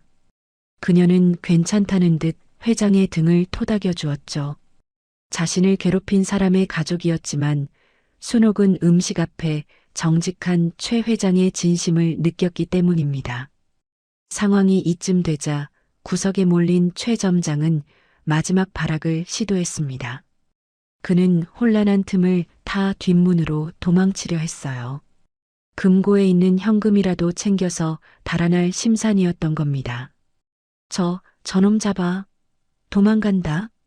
만식이 소리치자 밖에 대기하고 있던 경찰들이 들이닥쳤습니다. 이미 방송을 보고 출동한 경찰들이 식당을 포위하고 있었던 것이죠. 최 점장은 뒷문으로 나가려다 마주친 형사들을 보고 털썩 주저앉고 말았습니다. 그의 손목에는 만식이 찼던 것보다 훨씬 더 차갑고 무거운 은팔찌가 채워졌습니다. 최창수 씨 식품위생법 위반, 업무상 횡령, 그리고 무고죄 혐의로 긴급 체포합니다. 변호사를 선임할 권리가 있고 형사의 미란다 원칙 고지 소리가 주방에 울려 퍼졌습니다. 최 점장은 고개를 떨군 채 질질 끌려나갔고 그 모습을 보던 직원들과 구경꾼들은 환호성을 질렀죠. 그것은 단순한 체포가 아니었습니다. 가진 것 없는 약자들이 거대하고 부당한 권력에 맞서 싸워 이긴 통쾌한 승리의 순간이었으니까요. 최 회장은 만식과 순옥의 손을 잡고 카메라 앞에 섰습니다. 그리고는 국민들을 향해 깊이 고개를 숙였어요. 시청자 여러분, 그리고 손님 여러분, 죽을 죄를 지었습니다. 오늘부로 대가 곰탕은 영업을 중단하고 처음부터 다시 시작하겠습니다. 그리고 제 옆에 있는 이 두 사람, 박만식 씨와 이순옥 씨야말로 우리 가게를 지킨 진짜 주인입니다. 최 회장의 선언에 스튜디오의 패널들도 현장의 시민들도 모두 뜨거운 박수를 보냈습니다. 만식은 쑥스러운 듯 코를 훌쩍였고 순옥은 맑게 웃으며 만식의 품에 얼굴을 묻었죠. 그녀가 밤새워 만든 달력장부는 이제 법정에서 최 점장의 죄를 입증할 가장 강력한 증거가 되어줄 것이었습니다. 과연 최 회장은 이 두 사람에게 어떤 방식으로 보답을 하게 될까요? 그리고 10년간 머슴처럼 살아온 만식과 순옥에게 찾아올 진짜 봄날은 어떤 모습일까요? 차가운 겨울바람이 지나가고 어느덧 대지에는 따스한 봄 기운이 아지랑이처럼 피어오르고 있었습니다. 계절이 바뀌는 동안 대가 곰탕을 둘러싼 소란도법의 심판을 통해 하나둘 정리되고 있었죠. 악랄한 범죄를 저지른 최창수 점장에 대한 재판이 열리던 날, 법정은 방청객들로 발 디딜 틈이 없었거든요. 판사는 순옥이 만든 달력 장부를 결정적인 증거로 채택했습니다. 변호사가 심신미약이니 모니하며 형량을 줄여보려 애썼지만 전국에 생중계된 증거 영상 앞에서는 아무런 소용이 없었으니까요. 피고인 최창수는 식품위생법 위반, 업무상 횡령, 무고 및 특수폭행 혐의가 모두 인정된다. 이에 징역 5년을 선고한다. 탕, 탕, 탕. 판사 봉소리가 법정에 울려 퍼지자 최창수는 다리가 풀려 바닥에 주저앉고 말았습니다. 그는 억울하다며 고래고래 소리를 질렀지만 교도관들에게 양팔이 붙들려 질질 끌려나가는 신세가 되었죠. 그의 비참한 몰골을 지켜보던 만식과 순옥은 서로의 손을 꼭 잡았습니다. 그것은 통쾌함보다는 긴 싸움이 드디어 끝났다는 안도감에서 오는 떨림이었으니까요. 감옥에 갇힌 최창수의 삶은 그야말로 생지옥이나 다름없었습니다. 평소 직원들을 개돼지 취급하며 떵떵거렸던 그가 이제는 좁은 독방에 갇혀 콩밥을 먹는 신세가 되었거든요. 그는 배식구로 들어온 밥을 보며 숟가락을 집어 던지며 난동을 부렸습니다. 이걸 사람 먹으라고 준 거야? 냄새나서 못 먹겠다고. 나 대가 곰탕 사장 조카야. 사식 넣어달란 말이야. 하지만 돌아오는 것은 교도관의 차가운 비웃음뿐이었죠. 같은 방을 쓰는 험상궂은 수감자 하나가 낄낄대며 최창수의 식판을 걷어찼습니다. 야, 사장님 조카는 무슨. 쓰레기 고기 팔다가 들어온 주제에 반찬 투정은. 내가 밖에서 팔던 국물보다는 이게 훨씬 깨끗할 거다. 잔말 말고 처먹어. 최창수는 구석에 웅크리고 앉아 눈물 젖은 밥을 꾸역꾸역 삼켜야 했습니다. 자신이 저지른 죄가 얼마나 무거운지, 그리고 배고픔과 무시당하는 서름이 얼마나 고통스러운지 뼈저리게 느끼게 된 것이죠. 그것은 법이 내린 형벌보다 더 가혹한 인과응보의 대가였습니다. 한편 대가 곰탕은 한 달간의 휴업을 마치고 새로운 모습으로 문을 열 준비를 하고 있었습니다. 최만석 회장은 만식과 순옥을 자신의 집으로 초대했어요. 으리으리한 회장 자택 거실에 앉은 두 사람은 푹신한 소파가 어색한지 엉덩이를 들썩거리고 있었죠. 최 회장은 허허 웃으며 두 사람 앞에 따뜻한 차를 내밀었습니다. 박군, 그리고 순옥 씨. 그동안 마음고생시켜서 정말 미안하네.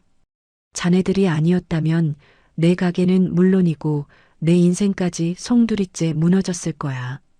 아닙니다, 회장님. 저희는 그저 해야 할 일을 했을 뿐입니다. 만식은 송구스러워하며 고개를 숙였습니다. 그러자 최 회장은 품에서 서류 봉투 하나와 열쇠 꾸러미를 꺼내 탁자 위에 올려놓았어요. 그것은 식당 근처에 있는 방 3개짜리 아파트의 등기 권리증과 열쇠였습니다.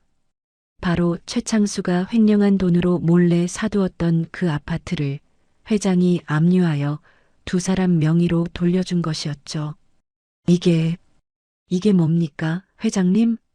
만식이 눈을 동그랗게 뜨고 묻자 최 회장은 온화한 미소를 지으며 대답했습니다. 자네들 세보금자리일세. 그 춥고 냄새나는 컨테이너는 어제부로 싹 치워버렸네.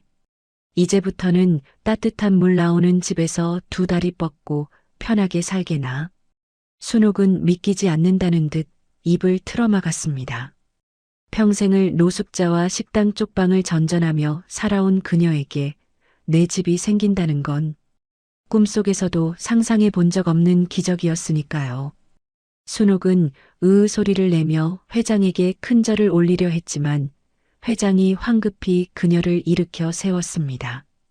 아이고, 이러지 마시게. 이건 내가 주는 선물이 아니라 자네들이 정직하게 살아온 대가일세. 그리고 한 가지 부탁이 더 있네. 최 회장은 만식의 두 손을 꽉 잡았습니다. 그의 눈빛은 어느 때보다 진지하고 간절해 보였죠. 내 건강이 예전 같지가 않아. 믿고 맡길 핏줄이라고는 그 못난 조카놈 하나였는데 그 모양이 됐으니 이제 자네가 대가 곰탕의 점장을 맡아주게. 네, 저 점장이라니요? 저는 글도 잘 모르고 평생 설거지나 하던 놈입니다. 가당치도 않습니다. 만식이 손사래를 쳤지만 최 회장은 단호했습니다. 그는 옆에 있는 순옥을 바라보며 말을 이었어요. 글이야 배우면 되는 것이고 기술이야 익히면 되는 걸세. 하지만 사람의 심성은 돈을 주고도 못 배우는 법이야. 자네의 성실함과 순옥 씨의 천재적인 미각이라면 우리 가게를 다시 대한민국 최고의 맛집으로 만들 수 있어. 제발 나를 도와주게나.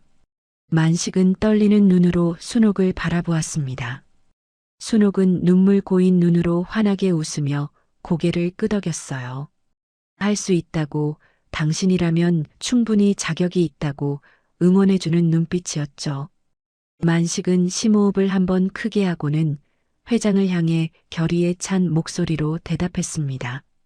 알겠습니다, 회장님. 부족한 놈이지만 회장님의 뜻을 받들어 뼈가 부서져라 일해보겠습니다. 정말 감사합니다. 감사합니다. 그날 저녁 만식과 순옥은 짐을 챙겨 새 아파트로 이사했습니다. 현관문을 열자마자 훈훈한 온기가 두 사람을 맞이해 주었죠. 넓은 거실과 깨끗한 주방, 그리고 푹신한 침대가 놓인 안방까지 모든 것이 꿈만 같았습니다. 순옥은 주방 싱크대를 어루만지며 아이처럼 좋아했고 만식은 베란다 창문을 열고 들어오는 봄바람을 맞으며 눈시울을 붉혔습니다. 임자, 우리 진짜 여기서 사는 거 맞소? 나중에 꿈에서 깨면 어떡하지? 만식의 말에 순옥이 다가와 그의 볼을 꼬집었습니다. 아얏 하는 만식의 비명소리에 두 사람은 서로를 마주보며 배를 잡고 웃음을 터뜨렸죠. 행복이라는 게 멀리 있는 파랑새인 줄만 알았는데 사실은 서로의 곁에 항상 머물고 있었다는 것을 깨닫는 순간이었습니다. 며칠 뒤 대가 곰탕은 재오픈 현수막을 내걸었습니다. 정직한 맛, 새로운 주인, 박만식 점장과 이순옥 실장이 모십니다. 가게 앞에는 소문을 듣고 찾아온 손님들이 장사진을 이루고 있었어요. 사람들은 방송을 통해 진실을 알게 되었고 어려움 속에서도 양심을 지킨 두 사람을 응원하기 위해 일부러 찾아와 준 것이었죠. 주방에서는 순옥이 하얀 조리복을 입고 육수 솥을 지휘하고 있었습니다. 그녀가 냄새를 맡고 오케이 사인을 보내면 만식은 큰 소리로 육수 나갑니다. 를 외쳤죠. 그 활기찬 목소리에는 지난 세월의 고단함은 온데간데 없고 희망과 자신감만이 가득 차 있었으니까요.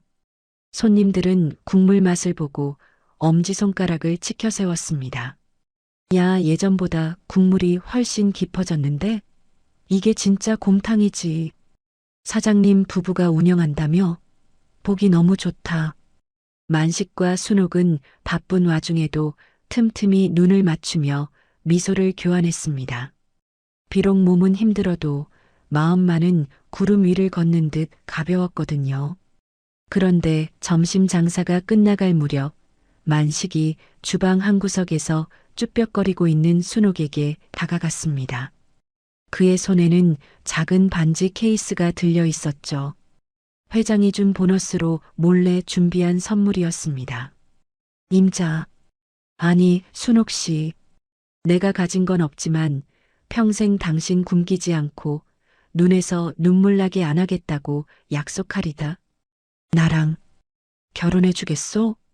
주방 직원들이 숨을 죽이고 지켜보는 가운데 만식이 무릎을 꿇고 반지를 내밀었습니다. 과연 순옥은 이 투박하지만 진심 어린 프로포즈에 어떤 대답을 들려줄까요? 그리고 두 사람의 앞날에는 또 어떤 꽃길이 펼쳐지게 될까요? 주방 안에는 육수 끓는 소리마저 멈춘 듯한 정적만이 감돌고 있었습니다.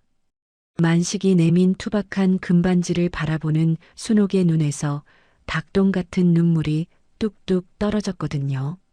그녀는 떨리는 손으로 입을 틀어막은 채 말을 잇지 못하고 그저 고개만 세차게 끄덕일 뿐이었죠. 그것은 100마디 말보다 더 진하고 확실한 대답이었습니다. 만식은 순옥의 거친 손을 잡아 약지에 반지를 끼워 주었어요. 고된 노동으로 마디가 굵어지고 굳은 살이 박인 손이었지만 만식의 눈에는 세상에서 가장 곱고 아름다운 손이었으니까요. 고맙소, 정말 고맙소. 내 평생 당신만을 위해 살겠소.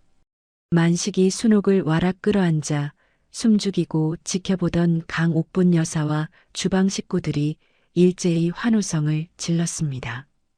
박수 소리가 주방을 가득 채우고 펄펄 끓는 가마솥의 김처럼 두 사람의 행복도 뭉게뭉게 피어올랐죠. 그로부터 한 달 뒤 대가 곰탕 앞마당에서는 조촐하지만 세상에서 가장 따뜻한 결혼식이 열렸습니다. 하객으로는 식당 직원들과 단골 손님들, 그리고 두 사람의 사연을 듣고 찾아온 동네 주민들이 참석해 자리를 빛내주었거든요. 순옥은 순백의 웨딩드레스 대신 단아한 한복을 차려입었는데 화장까지 곱게 한 그녀의 모습은 선녀가 강림한 듯 고와서 만식의 입이 다물어질 줄을 몰랐습니다. 이날 주례는 최만석 회장이 직접 맡았습니다. 부모가 없는 두 사람에게 최 회장은 아버지나 다름없는 존재가 되어 주었으니까요. 신부 입장 순서가 되자 최 회장이 순옥의 손을 잡고 버진 로드 위에 섰습니다. 순옥아, 오늘부터 너는 내 딸이다. 이제 더 이상 혼자가 아니란다. 최 회장의 따뜻한 한마디에 순옥의 눈시울이 붉어졌습니다. 그녀는 회장의 팔짱을 끼고 한 걸음 한 걸음 만식을 향해 걸어갔죠. 그 길은 지난날의 배고픔과 서러움을 뒤로하고 희망찬 미래로 나아가는 꽃길이었습니다. 만식은 씩씩하게 걸어오는 아내를 맞이하며 다짐했습니다. 비가 오나 눈이 오나 이 사람의 우산이 되어주겠노라고 말이죠. 결혼식은 눈물과 웃음이 뒤섞인 축제였습니다. 강옥분 여사는 축사를 읽다가 오열하는 바람에 하객들을 웃음바다로 만들었고 만식은 축가를 부르다 음이 삑사리가 났지만 그 모습마저 사랑스러웠거든요. 그렇게 두 사람은 부부의 연을 맺고 법적으로도 완벽한 가족이 되었습니다. 시간은 흘러 어느덧 3년이라는 세월이 지났습니다. 그동안 대가 곰탕에는 많은 변화가 있었어요. 우선 가게 이름이 만식내대가 곰탕으로 바뀌었고 정직한 재료와 순옥의 손맛이 입소문을 타면서 전국에서 찾아오는 손님들로 문전성시를 이루게 되었죠. 돈을 벌기 위해 가짜를 섞던 과거는 사라지고 이제는 새벽마다 만식이 직접 공수해온 최상급 한우뼈로 정직하게 국물을 우려내고 있었으니까요. 가장 놀라운 변화는 순옥에게 일어났습니다. 그녀는 틈틈이 한글 공부를 시작하여 이제는 더 이상 그림으로 장부를 쓰지 않아도 되었거든요. 어느 날 아침 만식이 주방에 들어서자 칠판에 삐뚤빼뚤하지만 정성스럽게 쓴 글씨가 보였습니다. 오늘의 추천 메뉴 사랑 듬뿍 한우 곰탕. 만식은 그 글씨를 보고 가슴이 뭉클해져 순옥을 바라보았습니다. 순옥은 수줍게 웃으며 만식의 손바닥에 손가락으로 글씨를 썼죠. 여보, 사랑해요. 비록 말은 할 수 없었지만 글을 배운 덕분에 두 사람의 대화는 전보다 훨씬 깊고 풍성해져 있었어요. 두 사람은 돈을 버는 데에만 급급하지 않았습니다. 과거 자신들이 겪었던 배고픔을 잊지 않았기에 매달 마지막 주 일요일이면 가게 문을 닫고 무료 급식소를 열었거든요. 동네 독거노인들과 갈 곳 없는 노숙자들을 초청해 따뜻한 곰탕 한 그릇을 대접하는 날이었습니다. 아이고, 사장님 부부 덕분에 우리가 호강하네. 복 받을 겨, 암만. 할머니 한 분이 만식의 손을 잡고 고마워하자 만식은 쑥스러운 듯 머리를 긁적였어요. 어르신, 많이 드세요. 국물은 무한 리필입니다. 저희가 예전에 받았던 은혜에 비하면 이건 아무것도 아닙니다. 순옥도 주방에서 나와 어르신들의 밥 위에 깍두기를 얹어주며 환하게 웃었습니다. 그녀의 미소는 3년 전 쓰레기장 옆에서 떨고 있던 그 여인의 것이라고는 믿기지 않을 만큼 평온하고 넉넉해 보였죠. 나눔을 실천하는 기쁨이 그녀의 상처를 완전히 치유해준 덕분이었습니다. 어느 늦은 가을밤 영업을 마친 두 사람은 가게 옥상에 올라갔습니다. 과거 점장의 비리를 감시하며 추위에 떨던 그 옥상은 이제 예쁜 화분과 벤치가 놓인 부부만의 휴식처가 되어 있었으니까요. 만식은 따뜻한 커피 한 잔을 순옥에게 건네며 밤하늘을 올려다보았습니다. 임자, 저기 달 좀 보소. 꼭 당신 얼굴처럼 환하구려. 순옥은 만식의 어깨에 머리를 기대었습니다. 그녀는 품속에서 낡은 수첩 하나를 꺼내 만식에게 보여주었어요. 그것은 과거 최 점장의 비리를 기록했던 그 달력 조각들을 오려붙인 스크랩북이었습니다. 하지만 마지막 장에는 전혀 다른 그림이 그려져 있었죠. 활짝 웃고 있는 만식과 순옥, 그리고 그들을 지켜주는 최 회장과 강 여사의 모습이 그려진 그림이었습니다. 그리고 그 아래에는 서툰 글씨로 이렇게 적혀 있었어요. 고마운 사람들, 잊지 말자. 만식은 그 글귀를 보며 눈시울을 붉혔습니다. 시궁창 같던 인생 밑바닥에서 서로를 알아보고 지옥 같은 시련을 함께 건너온 전우이자 연인.